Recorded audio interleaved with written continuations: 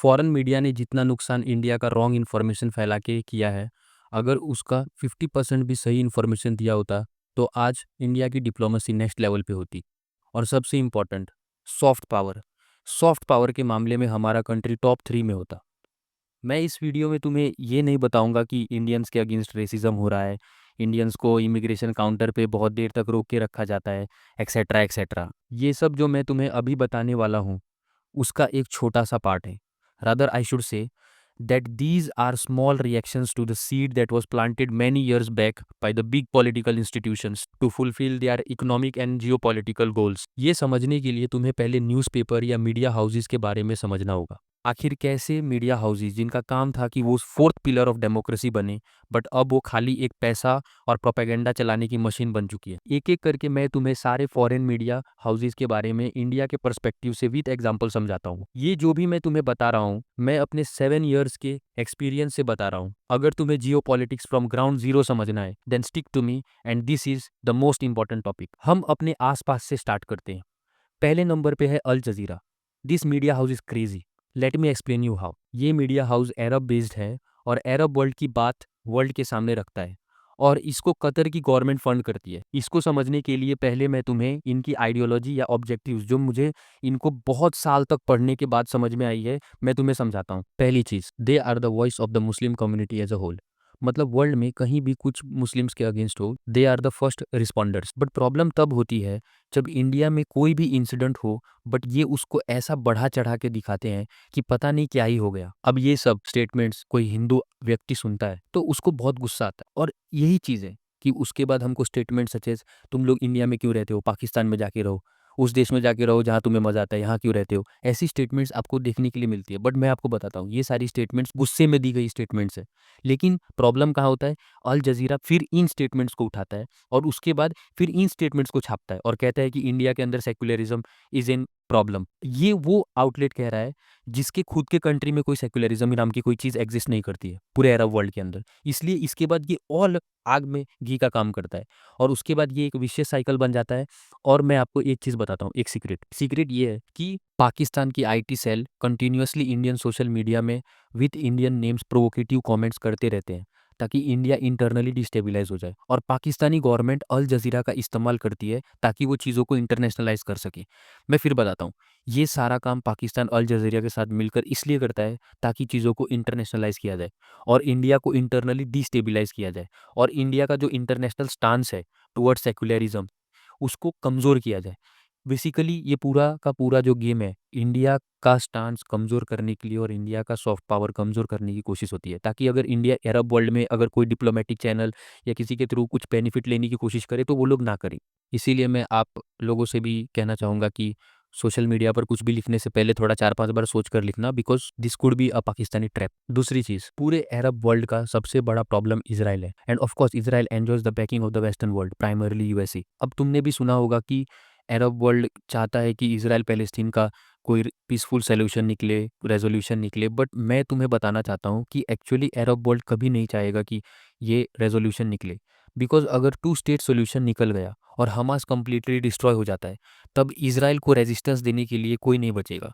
और इस केस में इजराइल कंप्लीटली फोकस करेगा कि वो अपने आप को स्ट्रॉन्ग करे और इसके बाद एक एक करके वो अरब वर्ल्ड की ज़मीन को कब्जा करके ग्रेटर इजराइल के अपने कॉन्सेप्ट को अंजाम देगा। इसीलिए अरब वर्ल्ड एक्टिवली इजराइल को मीडिया के थ्रू या जियो पॉलिटिकली बिजी रखने की कोशिश करते हैं और इसी काम में अल जजीरा एक मेजर रोल प्ले करता है। तो बेसिकली ये सब काम करता है अल जजीरा। वरना आप ही सोचो कि क्या आस पड़ोस में जो कंट्रीज़ है अरब वर्ल्ड, क्या उनके पास ज़मीन नहीं है? क्या वो लोग पैलेस्टीनियंस को सेटल नहीं करवा सकते? ईज़िली करवा सकते हैं, लेकिन फिर भी वो क्यों नहीं करवा रहे? वहाँ पर इतने लोग मर गए, कोई बीच में आया? कोई भी बीच में नहीं आया। There was no intervention from the Arab world. Why? अगर सऊदी अरेबिया चाहता या जॉर्डन चाहता, वो ईज़िली ये कर सकते थे। वो पैलेस्टीनियंस को अपने लैंड के अंदर सेटल करवा सकते थे। इस चीज़ का सॉल्यूशन ईज़िली निकल सकता था, लेकिन वो लोग नहीं निकलवा रहे बिकॉज़ उनको पता है, सबको डर यही है। इज़राइल तो ऑफ कोर्स वो ग्रेटर इज़राइल तो बना के ही रहेगा। वो होना ही है, चाहे आज हो, आज से 100 साल बाद हो, वो करके रहेंगे। अगर इज़राइल एक्ज़िस्ट करेगा, कोई न्यूक्लियर वॉर नहीं होती है, तो इज़राइल अपने ग्रेटर इज़राइल को ज़रूर बनाएगा और ये पूरे के पूरे अरब वर्ल्ड को पता है। इसीलिए वो चाहते हैं कि इज़राइल जितना बिज़ी रहे उतना अरब वर्ल्ड के लिए अच्छा होगा। Now let's move to the second number, that is the BBC, the British Broadcasting Corporation. ये एक लंदन में स्थित यूके गवर्नमेंट द्वारा फंडेड न्यूज़ मीडिया आउटलेट है। मैंने जब इसको एक बड़ी टाइम फ्रेम में देखा तो पता चला कि ये इंडिया को अभी भी एक कॉलोनियल माइंडसेट से दिखता है और ये इंडिया के दबती नसों पर वार करता है। फॉर एग्जाम्पल, खालिस्तान इशू एक ऐसा ऑर्गेनाइजेशन जो डायरेक्ट इंडिया के पॉलिटिकल मैप की डिवीजन की बात करता है और ये लोग उनको फ्रीडम ऑफ स्पीच के नाम पर सपोर्ट करते हैं। ये कश्मीर के इशू को लेकर इंडिया को छेड़ते रहता है। मैं एक और एग्जांपल देता हूँ आपको कि ये कैसे कॉलोनियल माइंडसेट से अभी भी इंडिया को दिखता है। अभी की ही बात है, जब इंडिया ने चंद्रयान 3 सक्सेसफुली लॉन्च किया तो इन्होंने ये कहा। So, I'm going to have to ask you, because some people will be thinking about this. India, a country that lacks a lot of infrastructure, a country that has extreme poverty. I think more than 700 million Indians don't have access to a toilet. Really? Should they really be spending this sort of money on a space program? इन्होंने पूरी कोशिश की कि world में India को एक space power की तरह ना देखा जाए, because this directly attacks the western hegemony. Again the question is why they are doing this.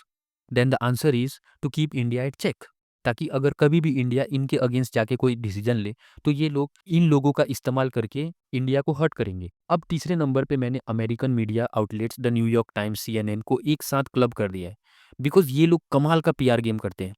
और सबसे important, these guys provide shelter to their government. मतलब ये अपने आप को US गवर्नमेंट के साथ पोजीशन करके न्यूज़ छापते हैं।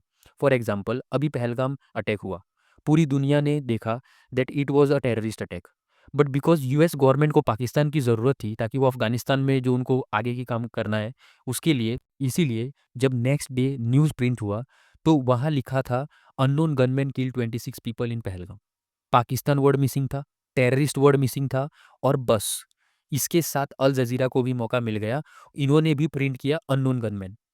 अब इससे होता ये है कि जब इंडिया पाकिस्तान के टेररिस्ट कैंप पर अटैक करता है तो पाकिस्तान को मौका मिल जाता है ये बोलने के लिए कि इंडिया हम पे अग्रेशन कर रहा है। बट जैसे ही अमेरिका को इंडिया की ज़रूरत होती है, फॉर एग्जांपल F-35 बेचने के लिए या कहीं कोई मदद चाहिए, या तब ये डायरेक्टली शिफ्ट हो जाते हैं और ये इंडिया के बारे में अच्छी अच्छी बातें लिखने लगेंगे, ताकि ये ऐसा है वैसा है। इसीलिए पता है इनके ऊपर ना एक लाइन शूट होती है, ऐसा कोई सगा नहीं जिनको अमेरिका ने ठगा नहीं। ठीक है, तो मैंने इनको सबको एक साथ क्लब कर दिया। अब इसके बाद आता है ग्लोबल टाइम्स। ये चाइनीज़ गवर्नमेंट का माउथपीस है। जो चाइना की गवर्नमेंट बोलती है वो ये करता है। बेसिकली अगर चाइना क्या सोच रहा है जानना है तो इसको पढ़ो।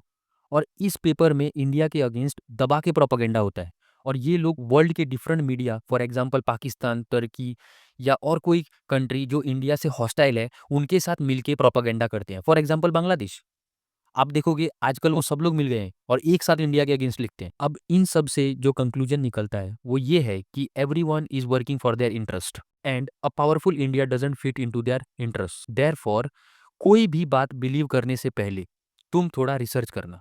याद रखना, big institutions are working 24/7 to hurt India. मैंने इस वीडियो में कोशिश करी है बिग इन्फ्लुएंशियल आउटलेट्स को कवर करूं। In upcoming videos I will try to highlight such points in the video itself, so you also understand how the things actually work. Do drop your views in comment sections and don't forget to like, share and subscribe. मिलते हैं next video में।